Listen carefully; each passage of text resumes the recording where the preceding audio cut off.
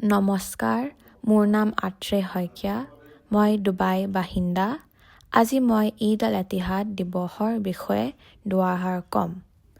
UAEৰ ৰাষ্ট্ৰীয় দিৱস হিচাপে পৰিচিত ঈদ আল এতিহাদ প্ৰতি বছৰে 2 ডিচেম্বৰ সংযুক্ত আৰৱ এমিৰেটছত উদযাপন কৰা হয়। কিন্তু কিয় ঈদ আল এতিহাদ উদযাপন কৰা হয়?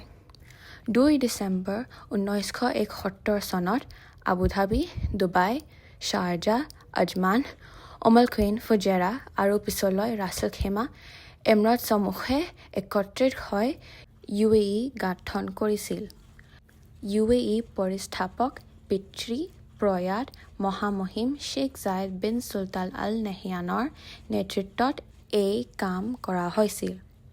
এই বিশেষ দিনটোক ঈদ আল এতিহাদ নামটো দিয়া হৈছে কাৰণ ইয়াৰ অৰ্থ হৈছে ইউনিয়ন উদযাপন, যাৰ দ্বাৰা UAEৰ ঐক্যতাক গুৰুত্ব দিয়া হৈছে। সংযুক্ত আৰৱ এমিৰেটছৰ ইতিহাস। 1820ত ব্ৰিটিছে ৰাছেল খেমা এমিৰাটৰ ঐতিহাসিক দুৰ্গবোৰত বোমা বিস্ফোৰণ কৰি আক্ৰমণ কৰে। কিন্তু ব্ৰিটিছে অৰ্থনৈতিক সংকটৰ বাবে এমিৰাট জয় কৰিবলৈ ইয়াক শাসন কৰিবলৈ সক্ষম নহ'ল।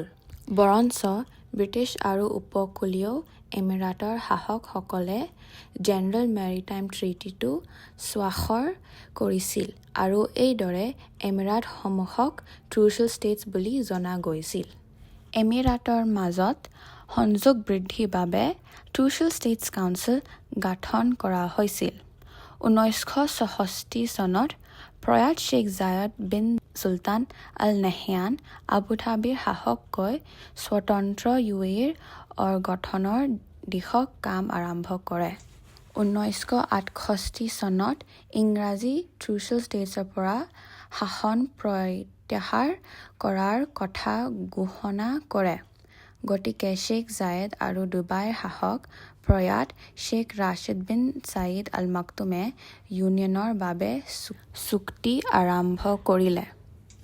2 ডিচেম্বৰ 1971 Abu Dhabi, Dubai, Sharjah, Ajman, Quwain আৰু ফুজেৰা এমিৰাট একত্ৰিত হৈ সংযুক্ত আৰৱ এমিৰেটছ গঠন কৰে।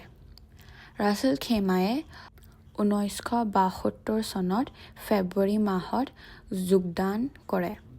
এনেকৈ 1972 চনত 7খন এমিৰাটলৈ বৰ্তমান পৰিচিত সংযুক্ত আৰৱ এমিৰেটছ সম্পূৰ্ণৰূপে গঠন হৈছিল, যিহেতু ঐক্যতাৰ ওপৰত ভিত্তি কৰি UAE গঠিত হৈছিল। গতিকে বিশ্বৰ বিভিন্ন প্ৰান্তৰ লোকে কোনো ধৰণৰ ধৰ্ম আৰু বৰ্ণ বৈষম্য নকৰাকৈ নিজৰ সংস্কৃতিক উদযাপন কৰি মিলাপ্ৰীতিৰে জীৱন নিৰ্বাহ কৰে। UAEত ভ্ৰমণ কৰিবলগীয়া ঐতিহাসিক কীৰ্তিচিহ্ন যেনে বাবছ হিন্দু মন্দিৰ, শ্বাৰজাহ মছজিদ আৰু গীৰ্জা। ধন্যবাদ।